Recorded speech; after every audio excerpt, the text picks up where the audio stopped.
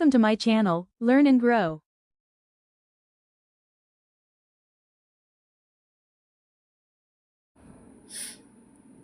நான் இப்பொழுது 6ஆம் வகுப்பு அறிவியல் பாடத்தில் உள்ள அளவீடுகள் என்ற தலைப்பில் உள்ள பாடத்தை பற்றி இப்பொழுது சில முக்கியமான குறிப்புகளை இங்கே கொடுக்க போகிறேன். முதல்ல அளவீடுனா என்ன? அளவீடு அப்படிங்கும்போது தெரிந்த அளவுடன் தெரியாத அளவை ஒப்பிட்டு கூறுவது தான் அளவீடு. தெரிந்த அளவு அப்படிங்கும்போது நம்ம கடைக்கு போகிறோம், 2 கிலோ கத்திரிக்காய் வேணும் அப்படின்னா முதல்ல என்ன பண்ணுவோம், 2ங்கிறது அதனுடைய எண் மதிப்பு, கிலோ 2 கிலோ அப்படிங்கிறது அதனுடைய அலகு. அப்போது ஒரு அளவீடை மேற்கொள்ள நம்மளுக்கு என்னெல்லாம் தேவைப்படும்னா அதனுடைய எண் மதிப்பும் அதனுடைய அலகும் தேவைப்படும். அது ரெண்டையும் சேர்த்து தான் அளவீடுன்னு சொல்கிறோம். இங்கே 6ஆம் வகுப்பில் எஸ்ஐ அலகில் உள்ள நீளம், நிறை, காலம் 3ஐயும் பற்றி இங்கே பார்க்க போகிறோம். அதில் நீளம் சொல்லும்போது அது எப்படி அப்படின்னா 2 புள்ளிகளுக்கு இடைப்பட்ட தொலைவு தான் எனது நீளம். ஏதேனும் 2 புள்ளிகளுக்கு இடையே உள்ள தொலைவு அதுதான் என்ன நீளம் அப்படிங்கிறது. இப்போது ஒரு பென்சில் எடுத்துக்கிட்டால், இந்த பென்னை தான் எடுத்துக்கிட்டால், இந்த பென்னின் இந்த புள்ளிக்கும் இடையே உள்ள தொலைவு எவ்வளவுன்னு கேட்டால் உடனே நம்ம என்ன பண்ணுவோம், ஸ்கேலை கொண்டுக்கிட்டு அதை அளந்து பார்ப்போம். அப்படி தானே? அந்த ஸ்கேலை வச்சு இதை எவ்வளவு இருக்குது அப்படின்ட்டு அளந்து பார்ப்போம். இது 14 இருக்குது. அப்போது என்னன்னு சொல்லுவோம், 14 சென்டிமீட்டர் அப்படின்னு சொல்லுவோம். 13 சென்டிமீட்டர் இருக்குது. பெண்ணின் நீளம் எவ்வளவு அப்படின்னு கேட்டால் 13 சென்டிமீட்டர் இருக்குது. அப்படிங்கிறது 2 புள்ளிகளுக்கு இடைப்பட்ட தொலைவு. அதில் சிறிய அளவீடுகள் இருக்குது, மில்லிமீட்டர், சென்டிமீட்டர். இந்த பெண்ணுடைய நிப்பு பார்த்துக்கிட்டிங்கன்னா அது மில்லிமீட்டரில் இருக்கும். சரியா? மில்லிமீட்டரில் இருக்கும். கொஞ்சம் மில்லிமீட்டருக்கு அடுத்தது எதை பார்க்கணுன்னா சென்டிமீட்டர் அப்படி இருக்கும். அடுத்த பெரிய அளவு, ரொம்ப பெரிய அளவு கிலோமீட்டரில் இருக்கும். இப்போ சென்னைக்கும் மதுரைக்கும் இடையே உள்ள தொலைவு அப்படின்னா அது கிலோமீட்டரில் தான் கொடுக்க முடியும். சரியா? அப்போது அடுத்தது என்ன பார்க்கணுன்னா 1 சென்டிமீட்டருக்கு எத்தனை மில்லிமீட்டர், 10 மில்லிமீட்டர். அதை நம்ம ஸ்கேல்லே பார்க்கலாம். இதில் 1 சென்டிமீட்டருங்கிறது 1 என்ற எண்ணுக்கும் 2 என்ற எண்ணுக்கும் இடைப்பட்ட தொலைவு தான் என்னது சென்டிமீட்டர். 1க்கு 2க்கு. அப்போ 2 சென்டிமீட்டர், இது 1 சென்டிமீட்டர், இது 3 சென்டிமீட்டர், 4 சென்டிமீட்டர் இப்படி சொல்லுவோம். அதே அதில் 10 சின்ன கோடு, 9 சின்ன கோடும் 10வது பெரிய கோடும் இருக்கும். அதனால் 1 சென்டிமீட்டர் சொல்லும்போது 10 மில்லிமீட்டர். 1 மீட்டர் அதுக்கு 100 சென்டிமீட்டர். இதில் 30 சென்டிமீட்டர் தான் ஒரு அளவுகோல் இருக்கும். அடுத்தது 1 மீட்டர்னு சொல்லும்போது 100 சென்டிமீட்டர்ஸ். இதில் 3 ஸ்கேலும் இன்னொரு 10 சேரணும். அப்போது 1 மீட்டருக்கு 100 சென்டிமீட்டர். அடுத்தது 1 கிலோமீட்டர்னு சொல்லும்போது 1000 மீட்டர். சரியா? ஒரு அளவுகோலில் 2 எண்களுக்கு இடைப்பட்ட தொலைவு தான் என்னது சென்டிமீட்டர். இப்போ தான் காட்டினேன். 1க்கும் 2க்கும் இடைப்பட்ட, அடுத்தது 1 2 சொல்கிறோம்ல அதான் சென்டிமீட்டர். 1க்கும் 2க்கும் 9 கோடு சின்ன கோடு இருக்கும். அதை ஒன்று மில்லிமீட்டரில் குறிப்பாங்க. சரியா? அடுத்தது எஸ்ஐ யூனிட்ஸ். எஸ்ஐங்கிறது இன்டர்நேஷ்னல் சிஸ்டம் ஆஃப் யூனிட். அதில் எதை பற்றி இருக்குன்னா 6ஆப்பு பாடத்தில் நீளம், நிறை, காலம். அதுக்கான அலகு நீளத்துக்கு மீட்டர், நிறைக்கு கிலோகிராம், காலத்துக்கு வினாடி அப்படின்னு இருக்குது. அடுத்தது வழி அளவுகள் 2 கொடுத்துருக்கு. ஆனால் எக்ஸ்ப்ளனேஷன் எங்கே இருக்குன்னா 7ஆப்பு சயின்ஸில் இருக்கும். அதை அப்புறம் பார்க்கலாம். முதல்ல இந்த நீளம், நீரை, காலத்தை பற்றி பார்க்கணும். இது 2 வழி அளவுகள், பரப்பளவும் பருமனும். வழி அளவுகள் சொல்லும்போது, இந்த பரப்பளவுன்னு சொல்லும்போது மீட்டர் ஸ்கொயர் அதுக்கு அலகு கொடுத்துருக்கு. மீட்டர் ஸ்கொயர் அது மீட்டர் இன்ட்ரு மீட்டர். பரப்பளவுக்கு ஃபார்முலா என்ன? செவ்வகத்தின் பரப்பளவுன்னு பார்க்கும்போது நீளம் இன்ட்ரு அகலம். அப்போ நீளத்துக்கு 1 மீட்டர், அகலத்துக்கு 1 மீட்டர்னு போடும்போது மீட்டர் ஸ்கொயர் ஆயிரும். பருமன் இருக்கும்போது என்ன பண்ணிடணும், நீளம், அகலம், உயரம் 3மே இருக்கணும். அப்போ தான் அது பருமன், மீட்டர் கியூப். அப்போ இந்த பருமனை எங்கேருந்து பெறுகிறோம்? அடிப்படை அலகுலேருந்து பெறுறதுனால அது வழி அலகு. இந்த பரப்பளவு எங்கேருந்து கிடைக்கி? அடிப்படை அலகுலேருந்து கிடைக்குது. இந்த நீளமின்ற அகலம் அடிப்படை அலகுலேருந்து கிடைக்கிறதுனால பரப்பளவுங்கிறது வழி அலகு. சரியா, இப்போ புரிஞ்சுதா? அடுத்தது முன்னொட்டைகள் கொஞ்சம் கொடுத்துருக்கு. மீட்டருக்கு அப்புறம் யாரெல்லாம் இருப்பா? டெசிமீட்டர் இருக்கும், சென்டிமீட்டர், மில்லிமீட்டர், இந்த 3 இருக்கும். டெசிமீட்டர்னு சொல்லும்போது டி, அதனுடைய நொட்டேஷன் டி. அதை வந்து டெசிமீட்டருக்கு 1/10 வகுப்போம். 10 decimetre equal to 1 metre. Centi அப்படின்னாலே 100 அப்படின்னு எடுத்துக்கிறோம். நான் சென்டினா 100, துணை பன்மடங்கு 1/100, 100 சென்டிமீட்டர் வந்து 1 மீட்டர். அதே இது மில்லி அப்படின்னா 1000 எடுக்கணும், 1000 மில்லிமீட்டர் 1 மீட்டர். சரியா? அடுத்தது நேனோ. இது வந்து ஒரு முக்கியமான ஒன்று. நேனோன்னா 1 போட்டு 9 0 போடணும். அப்போ 10⁻9 தான் என்னது 1 மீட்டர். அடுத்தது கிலோ. கிலோனாலே 1000, 3 0. மில்லிக்கும் 1000 தான் போடணும். ஆனால் 1000 மீட்டர் தான் 1 கிலோமீட்டர். அதை பார்த்துக்கிறோன்னா 1000 மில்லிமீட்டர் 1 மீட்டர், 1000 மீட்டர் 1 கிலோமீட்டர். சரி, அதுக்கு இதுக்கு வித்தியாசம் இருக்குது. 3 0ன்னு தான் நினைப்போம். அடுத்தது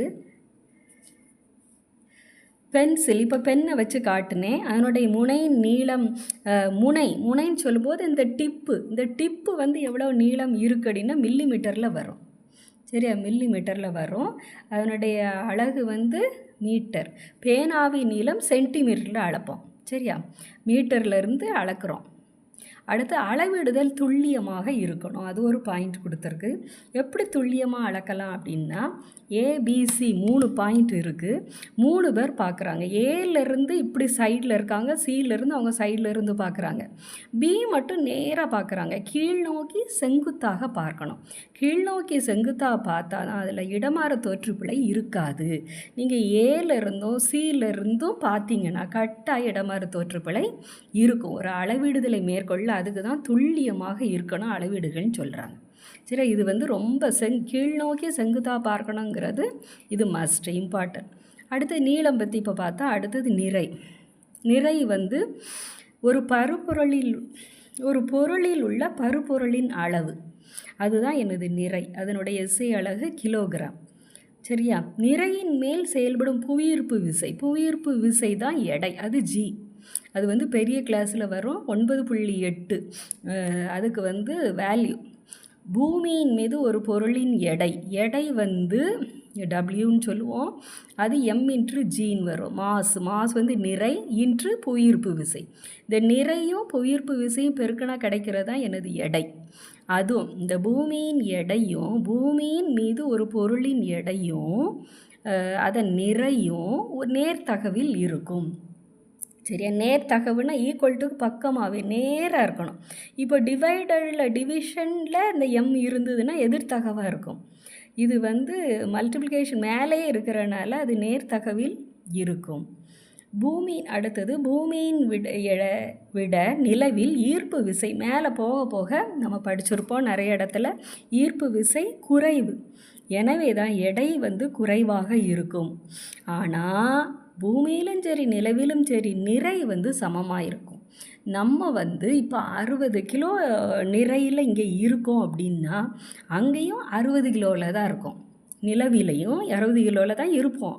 ஆனால் எடை வந்து எப்படி மாறுதுன்னா, அந்த புவியீர்ப்பு முடுக்கம் இருக்குல்ல 9.8, அந்த வேல்யூவை 6ஆல் வகுத்தா அதுதான் எங்கே இருக்கும்? நிலவில் இருக்கும். பூமியில் அது 9.8 தான் இருக்கும். நிலவில் போகும்போது 9.8/6 என்னதோ அதுதான் அங்கே இருக்கும். எங்கே? நிலவில் இருக்கும். ஆனால் நிறை வந்து சமமாக இருக்கும், மாறாது. இங்கே நிறை 60 இருந்தால் நிலவிலையும் 60 தான் இருக்கும், 60 கிலோவாக இருக்கும். அதை தான் இங்கே போட்டிருக்கு. நிலவில் ஒரு பொருளின் எடை 6 மடங்கு குறைவாக இருக்கும்.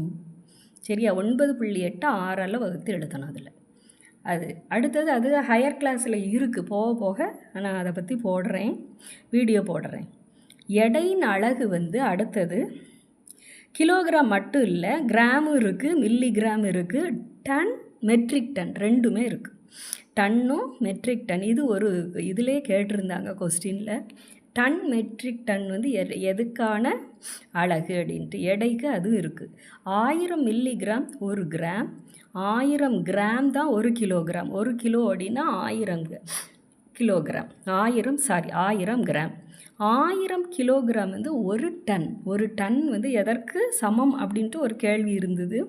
1000 கிலோகிராமுக்கு 1 டன் சமம். ஒரு பொருளின் நிறையை அளவிடுறதுக்கு பொது தராசனை பயன்படுத்துவாங்க. பொது தராசு அப்படிங்கும்போது 2 பக்கமும் அந்த கொட்டாங்குச்சி வச்சு செஞ்சு வச்சுருப்பாங்க, அதே மாதிரி இருக்கும். நிறையை அளவிட அந்த பொது தராசை பயன்படுத்துவாங்க. அதே இது துல்லியமாக எடையை கணக்கிட அப்படின்னா, துல்லியமாக ஒரு எடையை கணக்கிடணும் அப்படின்னா அதில் எடையை கணக்கிட எதை பயன்படுத்துவாங்கன்னா மின்னணு தராசை பயன்படுத்துவாங்க. துல்லியமாக ஒரு எடையை கணக்கிட மின்னணு தராசு. மின்னணு தராசு நம்ம வந்து இப்போ கடைகள்லாம் பார்த்திங்கன்னா அந்த மின்னணு தராசு பயன்படுது. ஆய்வகங்களில் வேதிப்பொருளின் எடையை கண்டுபிடிக்கவும் என்னது மின்னணு தராசை வச்சு தான். துல்லியமாக இப்படி கேள்வி கேட்டிருந்தது, துல்லியமாக எடையை கணக்கிடணும்னா மின்னணு தராசு வேணும். இதுமாதிரி காலத்துக்கான இது அழகு வந்து வினாடி.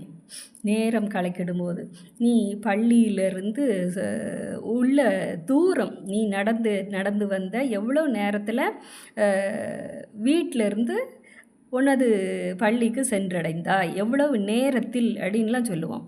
அவன் வந்து சொன்னோம் 1 மணி நேரத்தில் போனேன், 1 மணி நேரத்தில் நடந்து போகணும், 1 மணி நேரம் பஸ்ஸில் போகிறேன் அப்படின்னா 20 நிமிடத்தில். அந்த நிமிடம் வரும்போது அது காலத்தை குறிக்கும்.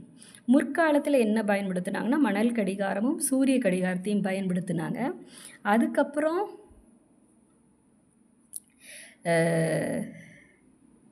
இப்போ வந்து நம்ம எல்லாருமே கிளாக்கு தான், வினாடியில் அளக்கிறது தான் பயன்படுத்துகிறோம். தானியங்கி வாகனங்கள் கடக்கும் தொலைவை கண்டுபிடிக்கிறதுக்கு ஓடோமீட்டர், இது வந்து புக்லே கொடுத்துருக்கு. ஓடோமீட்டர் எதற்கு பயன்படுதுன்னா தானியங்கி வாகனங்கள் கடக்கும் தொலைவை அளப்பதற்கு. நீளத்தை அளவிடும் இந்த அளவுகோலை கண்டுபிடிச்சவர் வில்லியம் பெட்வெல். அவர் பேர் வில்லியம் பெட்வெல். அடுத்தது 1 கிலோ வந்து முன்னாடி 1889 ஃப்ரான்ஸில் செவ்ரஸ் அப்படிங்கிற ஒரு சர்வதேச எடைகள் மற்றும் அளவீடுகளுக்கான அந்த மீட்டிங் காண்டக்ட் பண்ணும்போது அதில் பிளாட்டினம் இரிடியம் லோக கலவையாலான ஒரு உலோகத்தண்டின் நிறைக்கு சமம்ன்ட்டு எடுத்திருக்காங்க. 1 கிலோகிராம் பிளாட்டினம் இரிடியம் உலோகத்தண்டின் நிறைக்கு, உலோக கலவையாலான ஒரு உலோகத்தண்டின் நிறைக்கு சமம் அப்படின்ட்டு கூறப்பட்டிருக்கு. அது புக்கில் இருக்குது. அடுத்தது அது பின்னாடி புக் பேக்கில் இந்த கேள்விகள் வருது. வானியல் பொருட்களுக்கு இடையே உள்ள தொலைவை எதை வச்சு அளப்பீங்க? ஒளி ஆண்டு. வானியல் பொருட்களுக்கு இடையே உள்ள தொலைவு ஒளி ஆண்டு அப்படிங்கிற இதில் அதனுடைய டெஃபினிஷன் ஒளி ஆண்டு. ஒளி ஆண்டுன்னா என்னென்னா ஒளியானது 1 ஆண்டில் கடந்து செல்லும் தொலைவு. ஒளியானது 1 ஆண்டில் கடந்து செல்லும் தொலைவு. இதனுடைய ஃபுல் டீட்டெயில் வந்து 7th சயின்ஸில் வரும். அடுத்த வீடியோவில் போடுறேன். அடுத்தது கிலோமீட்டர் சொன்னேன். சென்னைக்கும் மதுரைக்கும் இடையே உள்ள தொலைவு 462 கிலோமீட்டர். எந்த 2 இடங்களுக்கு இடையே உள்ள தொலைவுன்னு கேட்டிருக்கு. இப்போ சென்னையில் எங்கேருந்து ஆரம்பிக்கணும், மதுரையில் எங்கேருந்து ஆரம்பிக்கணும், அது வந்து அவங்கவுங்க ஹெட் போஸ்ட் ஆஃபீஸுக்கு இடையே உள்ள தொலைவு. சென்னையில் உள்ள ஹெட் போஸ்ட் ஆஃபீஸுக்கும் மதுரையில் உள்ள ஹெட் போஸ்ட் ஆஃபீஸுக்கும் இடையே உள்ள தொலைவு தான் 462 கிலோமீட்டராக இருக்கும். சரியா, இதை வந்து தெரிஞ்சுக்கிறணும். அடுத்தது பெரிய அளவு மீட்டரில் பார்த்திங்கன்னா நீளத்தில் கிலோமீட்டர், அடுத்தது மீட்டர், அடுத்தது சென்டிமீட்டர், அடுத்தது மில்லிமீட்டர்.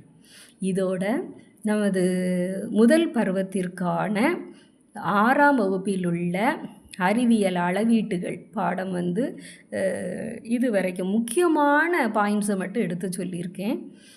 அடுத்த வீடியோவில் அடுத்த பாடத்தை பார்க்கலாம். இது வந்து நமது டெட்டு தேர்வும் சரி, காம்படிஷன் எக்ஸாம் எல்லாத்துக்கும் உபயோகமாக இருக்கும். மாணவர்களே, நன்றி.